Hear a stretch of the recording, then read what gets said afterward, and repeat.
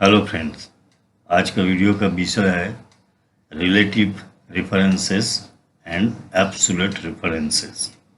जब आप फॉर्मूला लिखते हैं तो उसमें सेल रेफरेंस, कॉलम रेफरेंस, रो रेफरेंस जब हम ऐड करते हैं तो उस समय ये डिफाइन करना पड़ता है रिलेटिव रेफरेंसेस होगा या एब्सोल्यूट रेफरेंसेस होगा। इसी विषय पर आज का वीडियो है।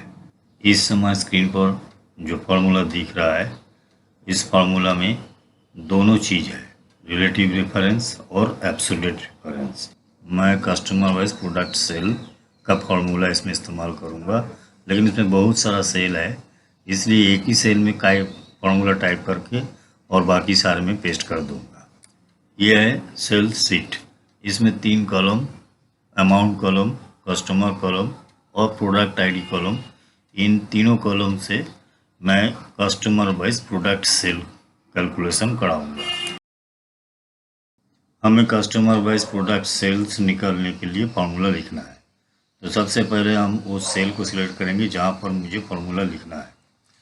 फार्मूला होगा सम इफ फंक्शन, जिसमें सबसे पहले सम रेंज सिलेक्ट करना है जो अमाउंट कॉलम होगा।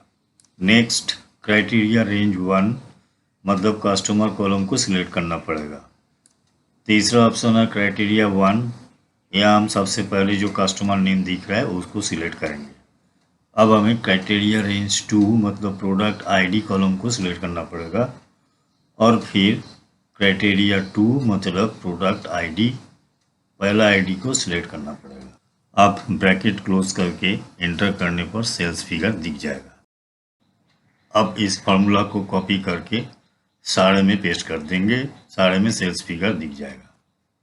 ये है फाइनल फार्मूला में जो डॉलर साइन आपको दिख रहा है रो या कॉलम नंबर से पहले, इसी को रिलेटिव या एब्सोल्यूट रेफरेंस कहते हैं। Absolute column and row reference का मतलब है कॉपी पेस्ट करने पर भी रो या कॉलम चेंज नहीं होगा। एब्सोल्यूट कॉलम रेफरेंस का मतलब है कॉलम रेफरेंस चेंज नहीं होगा, लेकिन रो रेफरेंस कॉपी पेस्ट करने पर चेंज होगा। एब्सोल्यूट रो रेफरेंस का मतलब है कॉलम चेंज होगा लेकिन रो चेंज नहीं होगा। मैंने कुछ कैप्शन लिख के दिया है, आप ज़रा ध्यान से पढ़ लीजिए और समझ लीजिए।